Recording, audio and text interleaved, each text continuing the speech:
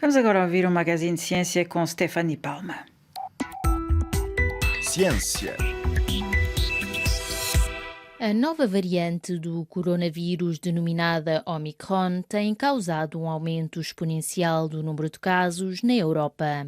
Vários países já decidiram implementar medidas mais rígidas para combater a quinta vaga da doença. Existem ainda especialistas que defendem a administração de uma nova vacina para lutar contra a Omicron. Em entrevista à RFI, Celso Cunha, professor e investigador do Instituto de Higiene e Medicina Tropical da Universidade Nova de Lisboa, começou por explicar-nos porque é que esta nova variante veio deixar novamente a Europa em alerta. Esta variante, embora no início tenha propriedades bastante diferentes de as outras que até agora nós estávamos habituados a ver, veio tornar esta situação na Europa um bocadinho mais controlada devido à sua elevada transmissibilidade, que está associada também ao elevado número de mutações que tem na proteína que é responsável pela ligação às nossas células e pela entrada do vírus dentro das células onde ele se multiplica, nas células que ele infecta, portanto. Ou seja, é uma variante que apresenta muitas mutações, que não se sabe muito bem como é que elas surgiram, porque não há também registro de variantes intermédias entre as variantes inicial que surgiu e esta, ou seja, estas 32 mutações que foram descritas parecem ter surgido assim um bocadinho do nada e nós estamos um bocadinho baralhados em relação ao modo como elas surgiram, mas a questão aqui é que é no número de casos e na velocidade a que ela provoca um aumento do número de casos, ou seja, não é propriamente em termos de gravidade da doença, porque até aí, tanto quanto percebemos nesta altura, a gravidade dos casos não é maior do que na variante Delta, que estava dominante anteriormente e, portanto, nesse aspecto é uma boa notícia, mas o aumento do número de casos, que é muito grande e muito rápida, é que está a causar alguns problemas, porque esse número de casos vai gerar depois, claro, um aumento do número de pessoas internadas e em cuidados intensivos e o número de mortes, que isso é o que nós queremos evitar neste momento. Será mesmo necessário implementar uma nova vacina para lutar contra a variante Omicron?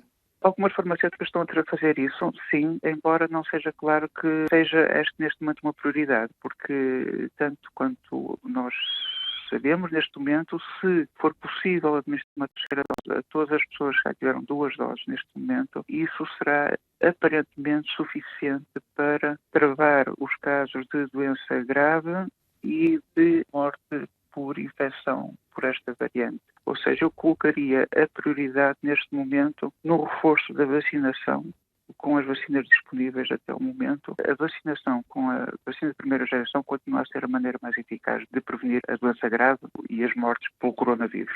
E por isso não é certo que uma vacina específica contra o Omicron seja necessária, até porque nós não sabemos o que é que vai passar com o Omicron nos próximos semanas e nos próximos meses. Será que ela vai ser mesmo a variante dominante em todo o mundo? Será que as outras variantes vão desaparecer? Será que vai aparecer uma outra variante, por exemplo, a partir do Omicron, que continua a ser muito transmissível, mas que provoca uma doença mais grave? É muito incerto nesta altura. Em Portugal, a vacinação com a terceira dose só está aberta para mais de 65 anos. Por que não abre a vacinação para todos os adultos, como, por exemplo, é feito aqui em França?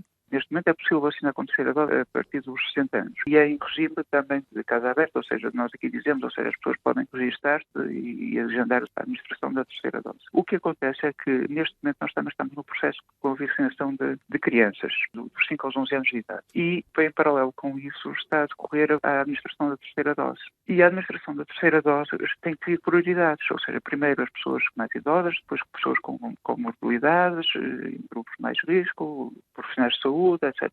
E, portanto, como nós não temos uma capacidade de vacinação infinita, neste momento estamos concentrados nas crianças e nas pessoas, neste momento, a partir dos 60 anos de idade.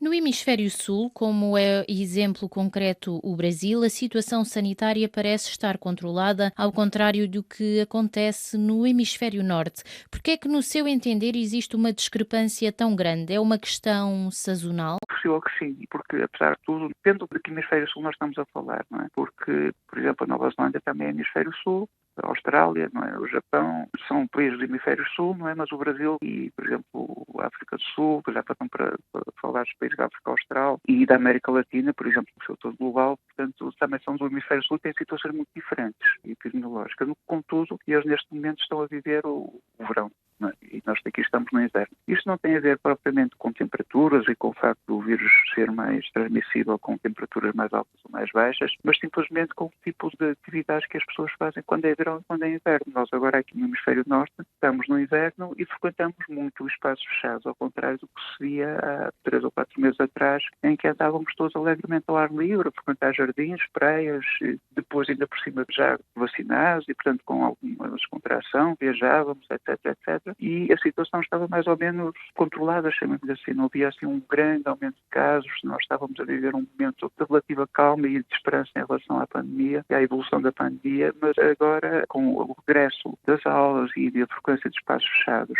nomeadamente centros comerciais e outros espaços de lazer, concertos, bares, discotecas, restaurantes, por aí fora, por aí dentro, tudo isso vem agravar o aumento do número de transmissões do vírus. Na sua ótica, esta pandemia só poderá ser debelada se todas as faixas etárias se vacinarem? Eu diria que, primeiro, eu não tenho a certeza que a pandemia possa ser debelada. Eu penso que o vírus veio para ficar e que nós vamos ter que conviver com ele. Simplesmente aquilo que eu acho que vai acontecer é que nós vamos estar cada vez mais preparados para lidar com esta doença e mais preparados para controlar a transmissão deste vírus e em termos epidemiológicos e em termos de tratamento das pessoas e de redução do peso para os serviços de saúde, e redução do número de mortes e de pessoas em cuidados intensivos e, portanto, podendo os serviços de saúde, os sistemas de saúde, retomar uma certa normalidade e a sociedade também uma certa normalidade do seu funcionamento. Agora, isso vai também depender muito da adesão da vacinação, não é só na Europa, a vacinação tem que ser feita toda de modo global. Porque sem isso, nós vamos continuar a ver surgir novas variantes aqui e ali, mais ou menos frequentemente, vamos continuar com o coração nas mãos e com como se diz aqui em Portugal, com o credo na boca, porque sem saber o que é que vai acontecer daqui por um mês ou para a semana, se vai surgir mais outra variante mais transmissível ou mais agressiva. Portanto, se nós não vacinarmos todo o mundo, na Europa nós temos uma cobertura vacinal razoáveis, mas há zonas do globo, na Índia, por exemplo, ainda no Brasil, ainda em países africanos, onde há muito descontrole na transmissão de vírus e no controle da pandemia, e aí é mais provável, são locais mais prováveis onde vão continuar a surgir novas variantes. Depois daquela do Reino Unido, que foi a primeira que surgiu, a Alfa, nós vemos que surgiram as seguintes, foram 2 na África do Sul, 2 no Brasil, 2 na Índia e no Nepal, foram aquelas que causaram maior preocupação. E é por aí, e é nessas zonas do globo que nós vamos ver, com certeza, temos que ter mais atenção e concentrar os esforços na vacinação e controle da pandemia. As palavras de Celso Cunha, virologista e professor do Instituto de Higiene e Medicina Tropical da Universidade Nova de Lisboa, que nos fez a sua análise sobre a evolução da pandemia na Europa e no mundo. É o ponto final deste Magazine de Ciência. Nós, já sabe, estamos de regresso na próxima semana.